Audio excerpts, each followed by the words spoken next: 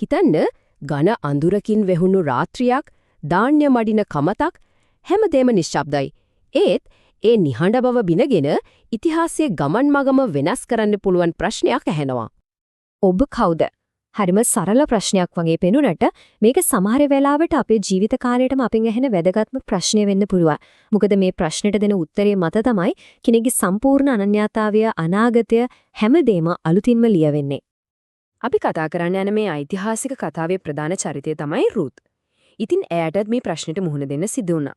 හැබැයි ඈ ඒ වෙලාවේ හිටපු තත්වය අනුව ඇගේ උත්තරේ සම්පූර්ණයෙන්ම ගොඩනැගිලා තිබුණේ ඈට ජීවිතේ නැති වුණු දේවල් වලින්.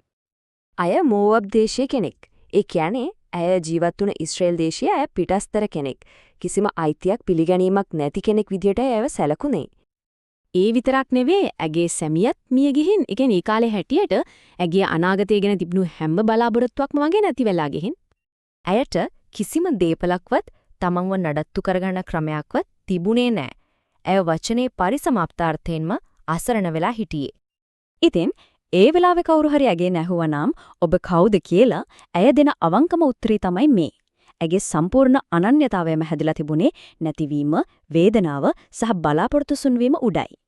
හැබැයි මේ වගේ සම්පූර්ණයෙන්ම අසරණ වෙලා ඉන්න මොහොතක තමයි ඇය ඇදහිය නොහැකි දෙයක් කරන්නේ. තමන්ගේ මේ බිඳුණු අනන්‍යතාවයත් එක්කම රුත් බලවත් ඉඩම් හිමියෙක් වුණු බෝවස් ළඟට යනවා. ගිහින් ඇදහිය නොහැකි තරම් නිර්භීත ඉල්ලීමක් කරනවා. මේ ඉල්ලීම හරියටම තේරුම් ගන්න නම් අපි ඒ කාලේ තිබුණු හරිම වැදගත් සංකල්පයක් ගැන පොඩ්ඩක් දැනගන්න ඕනේ.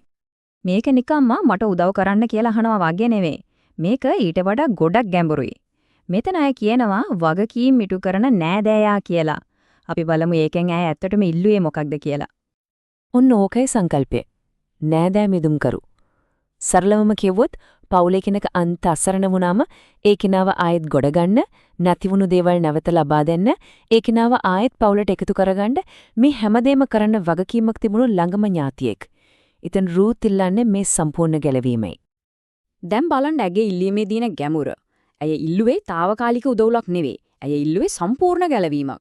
මට ආරක්ෂාව දෙන්න, මට අයිතියක් දෙන්න, මාව ඔයාගේ පවුලට එකතු කරගෙන මට අලුත් ජීවිතයක්, අලුත් අනන්‍යතාවයක් දෙන්න කියන එකයි. හැබැයි බෝවස්ටයාව ගලව ගන්න කැමැත්ත තිබුණත් ඒක එච්චර ලේසි දෙයක් උනේ නැහැ. මොකද නීතියට අනුව රූත්ව ගලවා ගැනීමේ පළවෙනි අයිතිය තිබුණේ බෝවස්ට නෙවෙයි, ඔහුටත් වඩා ළඟ ඥාතියෙකුට. ඉතින් දැන් අපිට දකින්න ලැබෙනවා ගැලවීම කියන දේ දිහා දෙන්නෙක් බලන හාත්පසින්ම වෙනස් විදි දෙකක්. මේ දෙන්න අතරේ වෙනස අහසයි පොළවයි වගේ. අර පළවෙනි ඥාතියට ඉඩමෙල් ලැබෙන ලාභය ඕනේ වුණා. හැබැයි රූත් එක්කෙන වගකීමයි වියදමයි දරන්න ඔහු කැමති උනේ නැහැ. ඒත් බෝවස් ඔහු දැක්කේ ලාභයට වඩා පුද්ගලයාව වටිනවා කියලා. ඉතින් ඒ පුද්ගලයාව බේරගන්න ඕන කරන සම්පූර්ණ මිල ගෙවන්න, ඒ වගකීම බාරගන්න ඔහු තීරණය කළා. මේ තමයි බෝවස් හැමෝම ඉස්සරහා කරන ප්‍රකාශය. ඔහු නිකම්ම නීතිමය යුතුයකමක් ඉටු කළා නෙවෙයි. ඔහු රූත්ව තමන්ගේම කරගන්න තෝරගත්තා. ඔන්න ඔය තීරණයත් එක්ක රූත්ගේ මුළු ජීවිත කතාවම උඩු යටිකුරු වෙනවා. බෝවස්ගේ මේ එක ක්‍රියාවෙන් රූත්ගේ අනන්‍යතාවය මුලින්දලම සම්පූර්ණයෙන්ම වෙනස් වෙනවා. අතීතයේ වේදනාවෙන් ලියවුණු එගේ කතාව දැන් අලුත්ම විදියට බලාපොරොත්තු වෙ ලියවෙන්න පටන් ගන්නවා. අපි බලමු මේ වෙනස කොයි වගේද කියලා. බලන්නකො මේ දැවැන්ත පරිවර්තනය. පිටස්තරියක් වෙලා හිටපු කෙනා දැන් පිළිගත් සමාජිකාවක්. වැන්දමුවක් වෙලා හිටපු කෙනා දැන් ආදරණීය භාර්යාවක්. අසරණ වෙලා හිටපු කෙනා දැන් පවුලේ උරුමකාරියක්.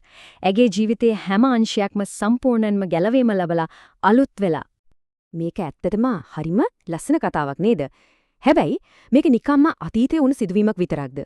එහෙම නැත්නම් මේ කතාව ඇතුලේ අපේ ජීවිතවලටත් ආධාර වෙන මීට වඩා ගොඩක් ගැඹුරු පණිවිඩයක් හැංගිලා තියෙනවද?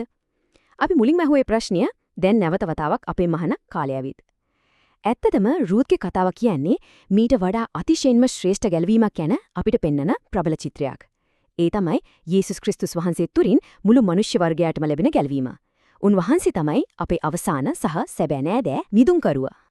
රූත්ට මුලින්ම දැනුණු ඒ පිටස්තරකම, අසරණකම තමන්ගේ අතීතය නිසා ඇතිවුණු බිඳුණු හැඟීම. අපිටත් වෙලාවකට ඒ විදිහටම දැනෙනව නේද? අපි කරපු වැරදි, අපිට වුණු පාඩු, හිතේ තියෙන ලැජ්ජාව නිසා අපේ වටිනාකම තීරණය වෙලා වගේ හැඟීමක්. ඉතින් මේ වගේ තත්වයක ඉන්න අපිටත් ගැලවීමක් ඕන. මෙන්න මේකයි මේ කතාවේ හදවත. අපි සැබෑ බෝවස් වෙන්නේ යේසුස් වහන්සේ. අර පළවෙනි මිදුම් කරුවා වගේ නෙවෙයි. උන්වහන්සේ අපිව බේරගොන්න යන වියදම සහ වගකීම මගේරිය නෑ. උන්වහන්සේ අපිව දෙවියන් වහන්සේගේ පවුලට ගෙන්න ඕන කරන උතුම්ම මිල, ඒ කියන්නේ Tamanගේ ජීවිතේම කැමැත්තෙන්ම ගෙවලා ඉවරයි. දැන් මේ අවසාන බලවත් ප්‍රශ්නය ගැන මොහොතක් හිතන්න. අපේ ජීවිතයේදී මේ ප්‍රශ්නය ඇසුවොත් අපි දෙන උත්තරය මොකක්ද? ඒ උත්තරේ රඳා පවතින්නේ අපේ අතීතය මතද නැත්නම් අපිට ලැබෙනට සූදානම් කරලා තියෙන අලුත්ම අනන්‍යතාවය මතද? මේ පැහැදිලි කිරීම අවසන් වෙන්නේ මේ අනන්‍යතා දෙකේ පැහැදිලි වෙනසත් එක්කයි. එකක් අපේ අතීතයේ වැරදි සහ වේදනාවන් මත ගොඩනගෙන අනන්‍යතාවයක්. අනෙක අපේ මිදුම් කරුවාණන් වන යේසුස් ක්‍රිස්තුස් වහන්සේ තුල ලැබෙන ගැලවීම මත අලුතෙන්ම ලියවෙනු අනන්‍යතාවයක්. බලන්න රූත් කිසිම සුදුසුකමක් තිබුණේ නැහැ. ඒත් බෝවස් කරුණාවෙන් නැව තෝරගත්තා. අන්න ඒ වගේම අපිට කිසිම සුදුසුකමක් නැති වුණත් දෙවියන් වහන්සේ යේසුස් ක්‍රිස්තුස් තුලින් අපිටත් ඒ නව නම, ඒ නව උරුමය සහ ඒ නව ජීවිතය ලබා දෙන්නට සූදානමින් බලාගෙන ඉන්නවා. තෝරා ගැනීම තියෙන්නේ අපේ අතේ.